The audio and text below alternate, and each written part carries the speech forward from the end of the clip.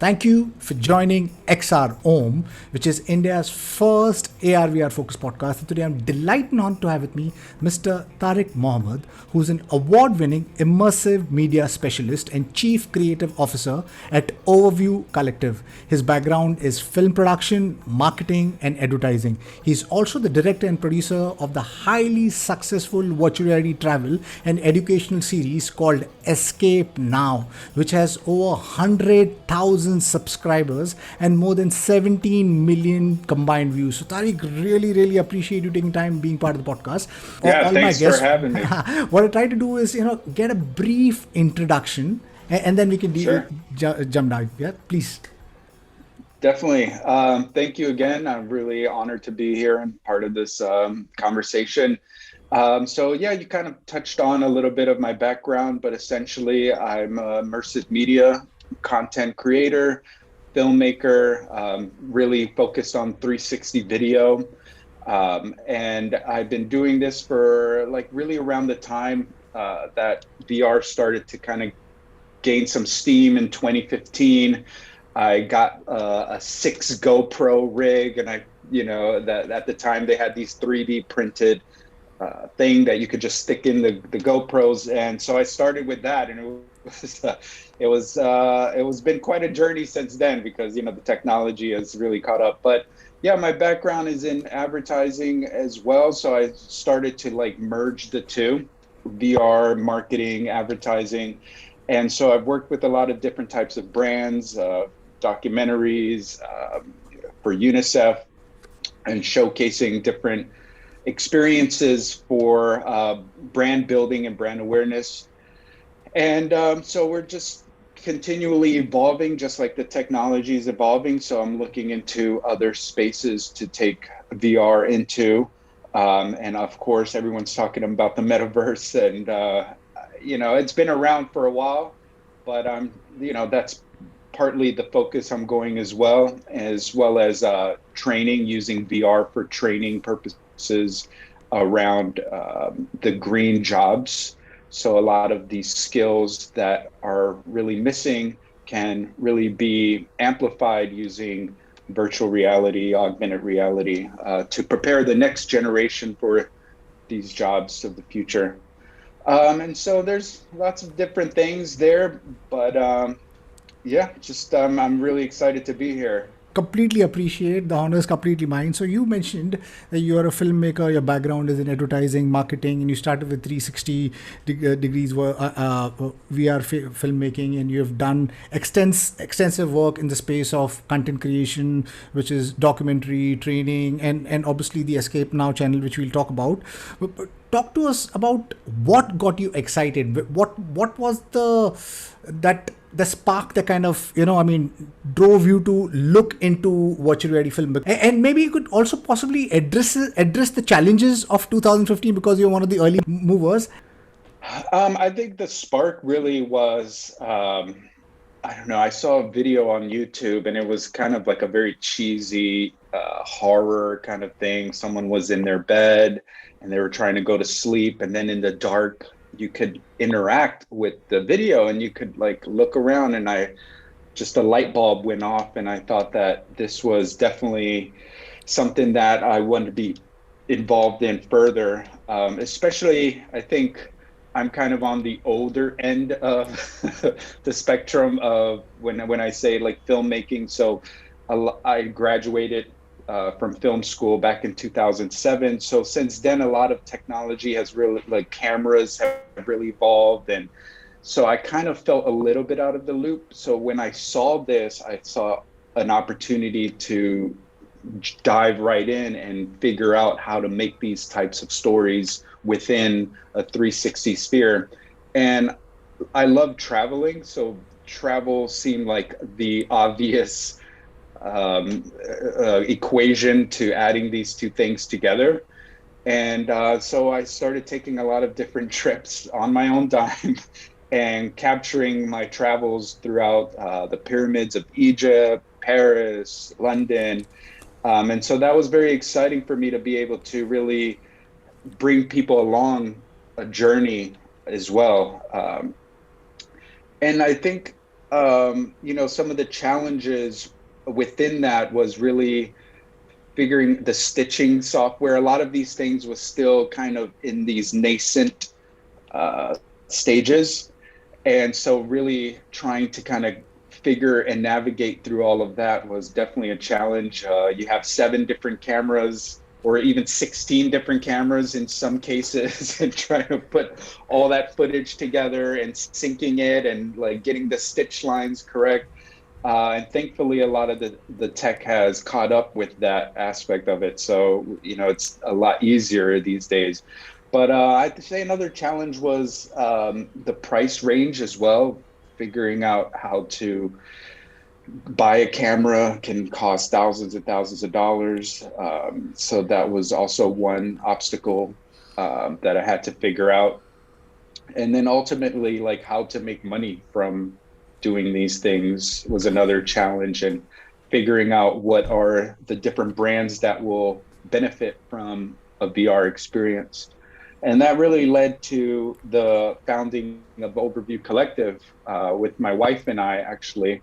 And we saw a need we brought both of our backgrounds together to really formulate a game plan and a strategy to take everything that we learned and the challenges, the obstacles, the experiences, and figure out how best to tell a story with VR.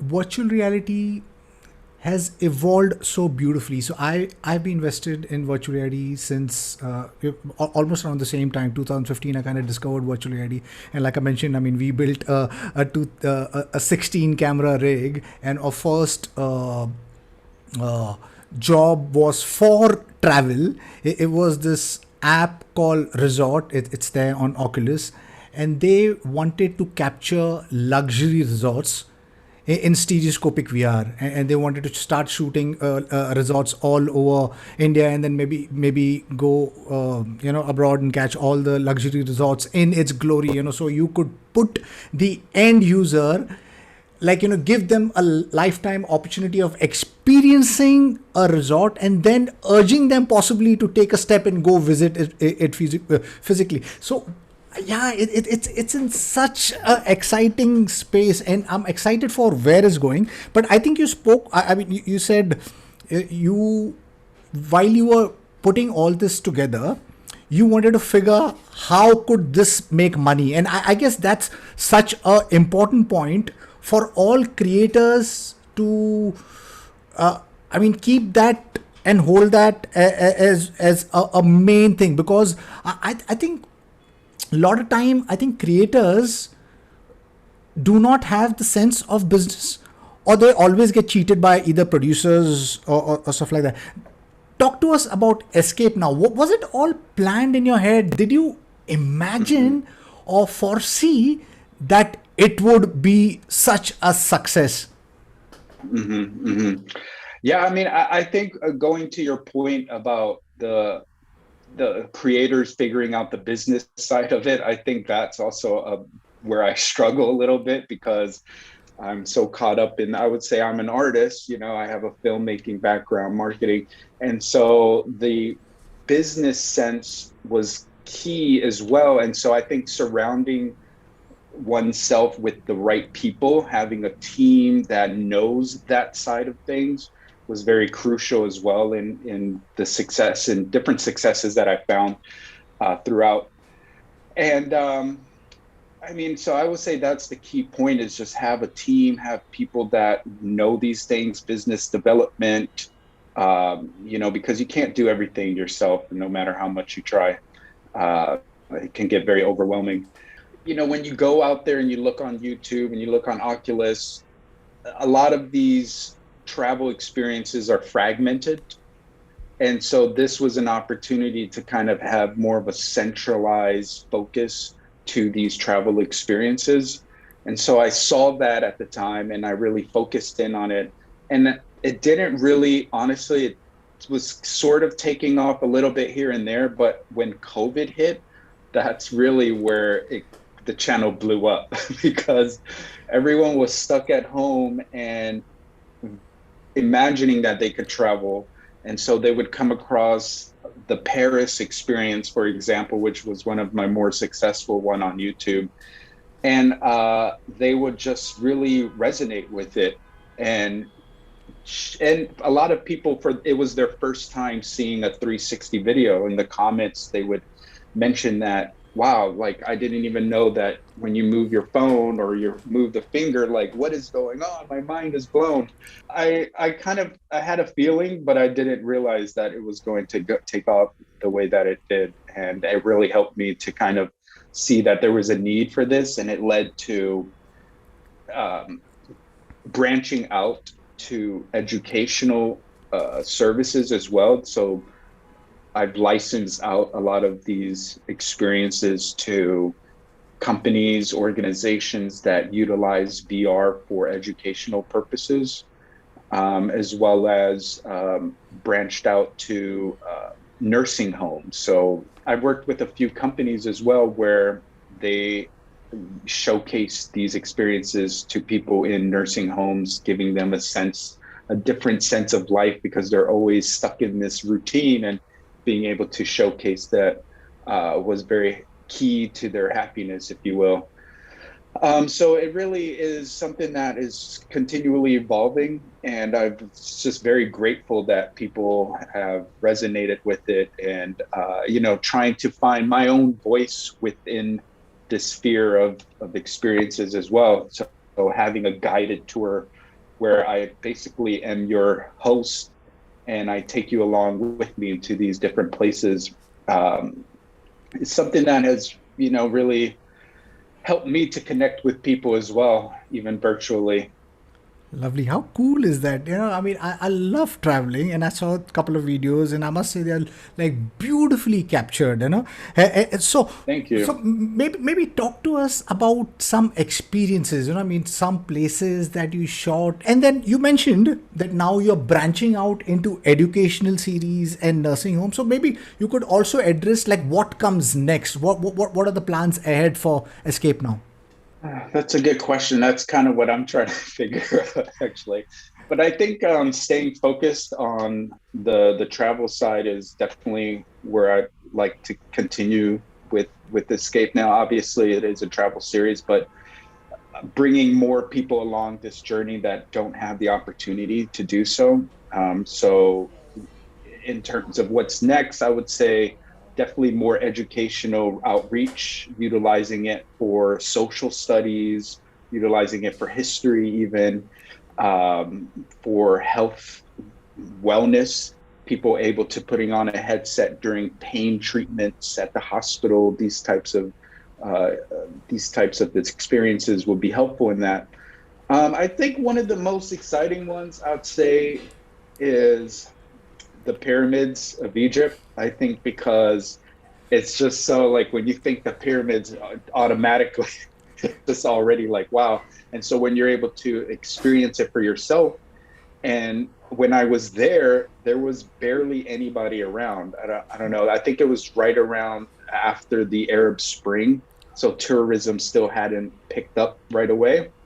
So I pretty much had the whole area to myself, and so it feels very intimate as well. And a lot of people that have watched it, they say the same thing, like, wow, did you have them shut down the whole place for you? And I was like, but and then that sense of quiet, and really you're able to connect fully with the grand the grandeur of it all. um and I'm half Egyptian myself, so Wow. it was a way to really have a way to connect with my ancestors, I guess. And so bringing all of these elements together through VR and virtually, and then being able to experience it over and over again. I think that's one of my more exciting ones. And I'm really excited about the next series that is coming out, where we spent about 2.5 months in Costa Rica, and we went basically throughout the whole country. And we did something different this time, where we brought in the people from the area to really give us their own sense of it. So part of the series, we went to Puerto Viejo, which is in the Caribbean side, where we meet up with a friend of mine, Pana, who's Jamaican, Rastafarian background. So he gives us basically a guided tour of his neighborhoods, of his shops, what he likes to do. He took us on trips to the jungle and kayaking through the rivers. And it's a very exciting series, I believe, where we also went to a rescue center where we saw how they're able to rehabilitate sloths. And so we interviewed the founder of the Jaguar Rescue Center, where she gives us insights as to the importance of helping to rescue some of these animals. Then we went up to Manuel Antonio, where we went through the national parks and the beach, and we caught some monkeys on film. So it was very exciting series that it's coming out now in a few months. So that's definitely one of my favorite ones, and I'm really excited to share that soon. Lovely. Yeah, looking forward to watch it. Yeah, and how exciting is this? I'm getting envious of you because you get to go all around the world and capture them and share it with so many people. You are allowing so many others who would never get a chance to go to these places a peep into those places. So I wish you the very best and keep on doing this. And Thank you. and you mentioned about Egypt. So I have never been in Egypt and I have missed that experience. I'm definitely going to catch it. And I've always been fascinated by the pyramid of Giza because as a child I was fascinated by who kind of built it, because that itself is a deep, Yeah. deep question. I mean, you could go back into history, and then there's this little alien connection going on over there. So it's an exciting space, and I'm definitely gonna catch it. You are, I mean, the founder of Overview Collective, and when I was on the site, it says that it's got a couple of sub layers to what you're doing is the Green Gen XR, then Stories X Future, and then we spoke about Escape. Now, would you like to talk about Green Gen XR and what Stories X Future is all about? Sure. Yeah, definitely. Overview Collective is our mantra is to bring big ideas down to earth, and how we do that, especially around sustainable topics, sustainability, renewable energies, hackathons that explore ways that we can create products or experiences to combat some of these challenges, such as climate change. And so Overview Collective, really, we strive to create these fun and engaging ways to connect people with these types of topics. And so we have a few pillars, which include, like I mentioned earlier, Green Gen XR, which utilizes immersive media to help train the next generation in these green jobs of the future. And how we do that is by giving them a glimpse in the day of a life of, let's say, a solar panel technician, a day in the life of a hydropower plant engineer, or wind power technician, and giving them a sense of that's kind of their first step into what these jobs could look like and whether they can fill those same types of shoes as well in their own careers.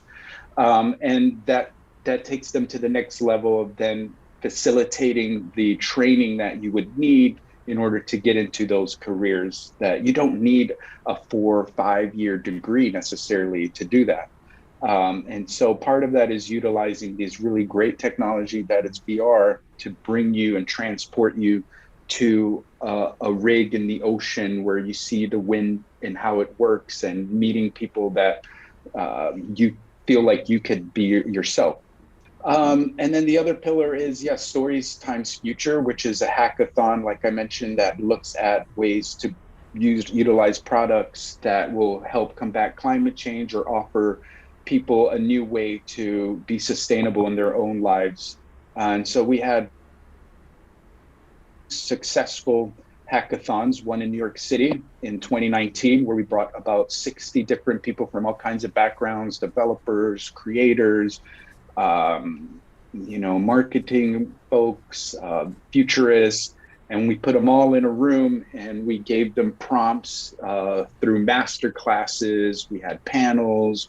We had a 3-day weekend basically for participants to be able to then create their own product within a team. And it was very, very successful. And we brought companies such as Magic Leap to give us some headsets that participants were able to prototype with, holograms, all kinds of things.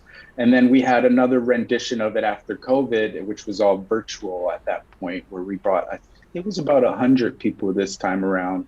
And we had to kind of pivot and figure out how to navigate the whole COVID situation. So being virtual wasn't just a new way of doing it, but again, it was very insightful for people to be able to come together in a way and still be creative and figure out ways that they can help the planet and the future generation that's being affected by climate change. And then the other aspect is just our immersive media production as well. That's kind of our bread and butter, being able to create different VR experiences for brands that have a more sustainable focus to their business as well. And so being able to use VR to showcase their brand story. So we've worked with the Billion Oyster Project was one example where we followed some research associate technicians that work for Billion Oyster and some students that is part of that program, where the main goal was to restore the oysters within the New York harbor, because oysters have a natural ability to be able to filter out pollutants. Each oyster can filter out about 40 gallons of pollutants out of the water each day. And so the New York harbor over time has really become very, very toxic. It's getting better now with all the different regulations and policies, but the Billion Oysters Project main goal is to have 1 billion oysters within the harbor to be able to really facilitate cleaning out those toxins that have persisted over time. And so we did a whole VR experience to kind of share that story. And then they were able to then utilize that VR experiences at different donor events, at different exhibitions, science fairs, to really help share their story, but also get people involved within their mission as well, whether that's volunteers or other donors, those kinds of things. So my wife and I have just been kind of steadily focused on that aspect of things, on the sustainability side of it. Yeah. Lovely. Yeah, how cool is that? I mean, I love the fact that you are leveraging technology for good. Our world needs a course correction because, the climate crisis is getting more and more serious, but our constant urge to produce, consume is pushing the planet, and we need to create an economy where we don't just produce and consume but also look at conserving, so we can kind of create a circular economy. And I'm glad that you as a content studio, as a content creator, is leveraging technology to create and touch human lives and kind of make this planet better. So we wish you the very best. You are also, thank you. Yeah, you also, I would say too that the Stories Times future is in partnership with Garage Stories, and we've had a great relationship with Garage Stories. We're basically bringing these two elements together of design thinking from Garage Stories and then immersive technologies and that kind of thing. But also, I think there's also something about like tactile. We did an escape room, for example, and at Governor's Islands a few years ago, where we basically took a lot of the initiatives that New York City was implementing for their climate resiliency, and we made a game out of it. And escape an escape room actually, where people were able to try to figure out these clues, such as water irrigation and putting different pipes together that would then help uh, water some plants, and then you had to figure out what the plant's structure was that would help clean out certain elements out of the soil. And so we really, I think there's also something about being able to touch things too as well, and that's one of our most successful experiences was an escape room that really looked at how sustainable initiatives can help uh, clean up the city. You mentioned about touch feel, and I think virtual reality is growing exponentially. It's kind of converging with all of these other technologies. We're talking about the metaverse because the metaverse is going to be a layer where the 5G, AR, VR, MR, IoT, your artificial intelligence, blockchain, NFTs, it's all going to come together. And XR itself, there's so many interesting things happening, which is kind of making the virtual more and more real. You have the volumetric videos, you have the haptic feedback, and exciting space.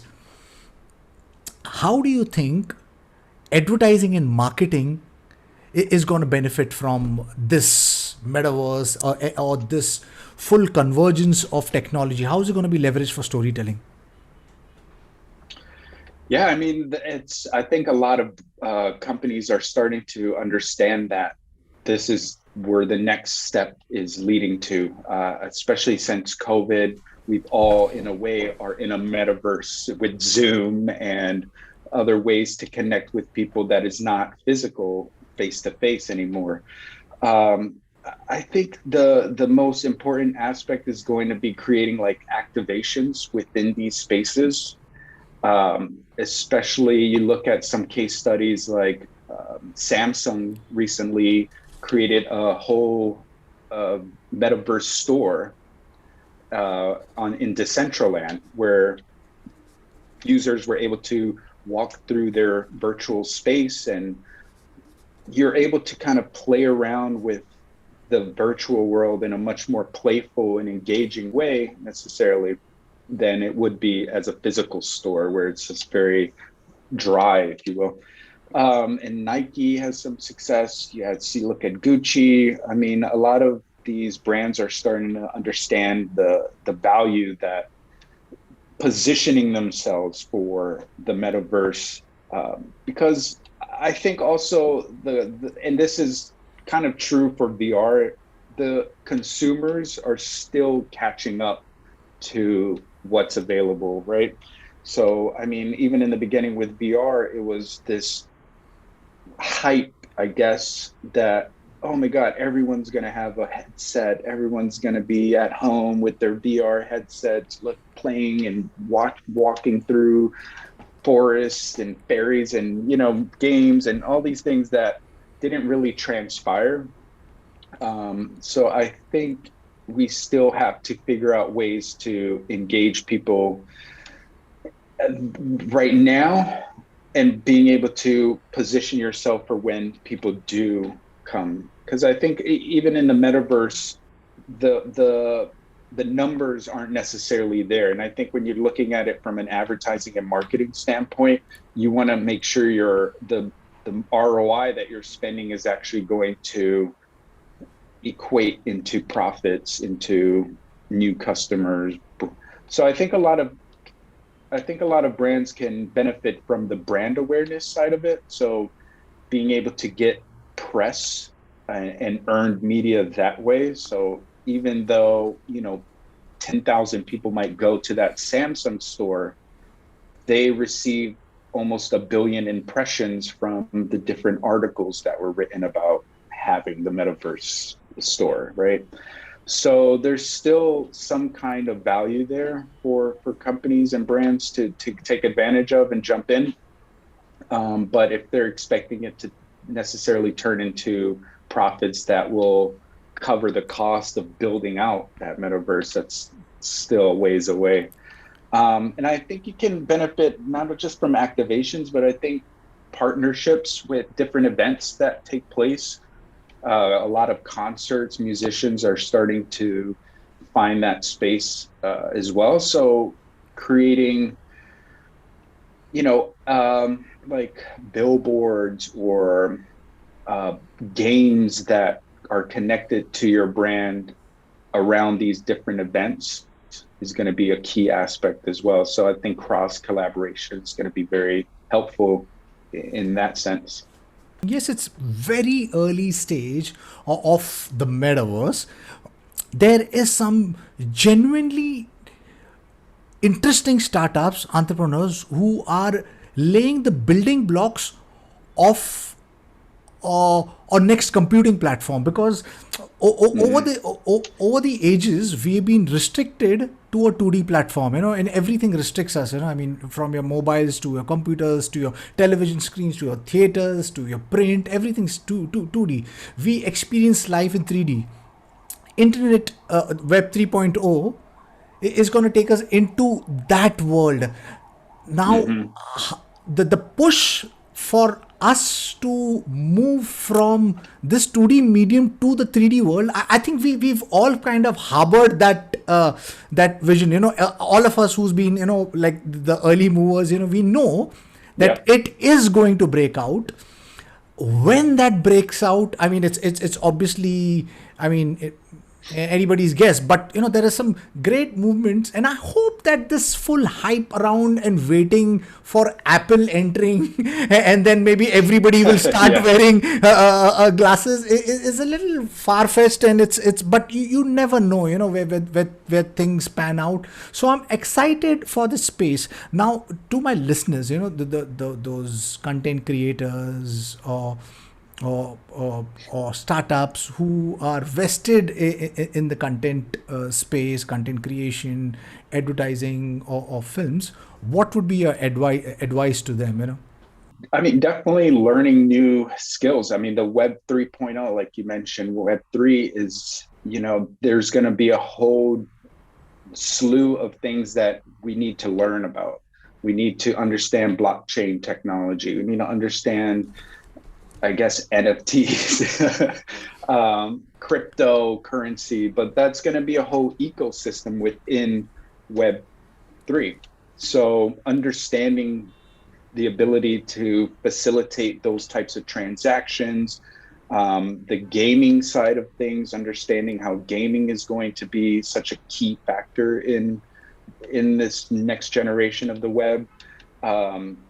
So I would say just learn as much as possible and continue learning and thinking big, because sometimes we get caught up in just creating for the moment.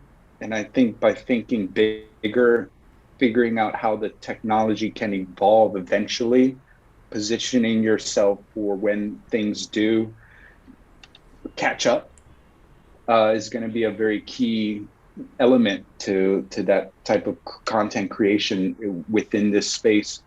And I think like just experimenting, just being creative and experimenting and failing until you get it right, because that's just part of how you get it right. You have to kind of stumble along the way.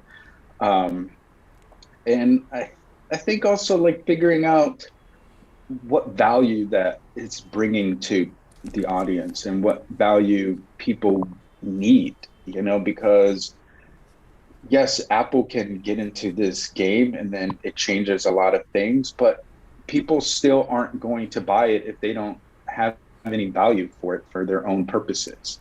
So it becomes a sense of what's in it. Why should the audience care about it? Why should it be immersive? Why should it be a VR thing? All of those little questions that has to be asked prior to. But at the same time, it's great to experiment and use volumetric. And a lot of the tech is really making our avatars look so realistic. You look at Unreal Engine coming out with their updates to the software where it's literally a human person, and you can barely tell the difference now of an AI avatar. And that all started with experimenting and thinking big, and it's starting to catch up. And I think as content creators, we need to push the limits on what's possible, and having tech companies being able to help facilitate that imagination and bring it to the next level.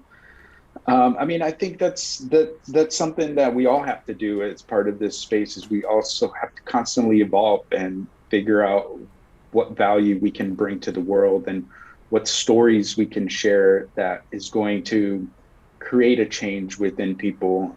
You know, that's why sustainability and climate action is very important to me, and my wife and I created this company around it, because we really believe in championing initiatives and stories that really showcase what's possible in the effort to combat climate change. And so I think thinking about those elements within the stories, that really is going to create a better world. As cheesy as that sounds, but it's true. I think we need to start thinking about that aspect. How can we be better to one another? You know, how can we share stories about people who are doing amazing things and get inspired, and then want to help them along that journey as well? So we're all in this together. And as a creator, I mean, today we're getting into a world, we're talking about creators economy. Everybody is going to be enabled, with the tools, there's no code, low code tools. You mentioned about Unreal Engine, we're getting into a world where we are creating lifelike avatars, the digital avatars. So as a creator, you don't need to be afraid of leveraging technology, because we always have a block. But I think, all of these tech tools are becoming more and more simplified. So there is, yes, you need to be curious, and you need to be evolving yourself continuously, be a lifelong learner, and thinking big. I think that's really, really important. Your personal moonshot, and paint a picture of what the world is going to look like in the next 10 years. Well, we're all going to be in the metaverse, because the earth is just crap at that point. So we're going to be forced into a virtual world. No, hopefully not. Hopefully we still have a great world, and everyone does their part to make it so. But I think in 10 years, we're definitely going to be much more virtual. I think COVID really forced that in a lot of people, to be able to be comfortable with the virtual world. And so I think that's just going to continue on, and it's just going to get more and more lifelike. It's going to be much more value that it brings to people's lives, that, they're busy, they're this, they're that. And so having this virtual component will be very key to their own lives. I definitely think the blockchain technology is going to be a very key factor in our lives in 10 years. It's a decentralized way for any person to make money, possibly lose money, or create value that is concurrent with financial economies, that is an ecosystem within these virtual worlds. So all of those elements are going to be very key. And I think it's hard to say, I think a lot of it is going to come down to each and one of us, that we're a creative bunch now, because like you mentioned, we have these tools, we have this technology. So more and more people are going to take the initiative to really push the limits on what's possible. And so who knows what can happen in 10 years. I'm very excited to see that. But I definitely think that there'll be a Web 5 at that point. And it's going to be holograms, and, it's just going to be a very exciting time. And I think being able to still do 360 video travel will be there, but then it'll be volumetric, where you're able to really walk through these spaces, and it's very lifelike and realistic. And so you don't necessarily have to travel as much. because we're going to be able to bring people together in an environment that is conducive to inspiration and connectivity and learning from one another, and just continually taking things to the next level. Lovely. Tarik, really appreciate you taking time and being part of the show and sharing your insights and foresight. Yes, we're getting an exciting world, but we are also kind of laying the foundation of what could be the matrix, the actual matrix. I hope that this digital world that we are building is human first, and that can only happen if we all come together, be lifelong learners, ask deep questions. Don't let the big tech control you. Have a voice. So and it's going to be a super ride for the content creator. So really appreciate you taking time being part of the podcast. So to my listeners, if you like what you see in here, then please press the subscribe button. Until next time, see you guys. Bye bye. Thank you, Tarik. Really appreciate this. Thank you.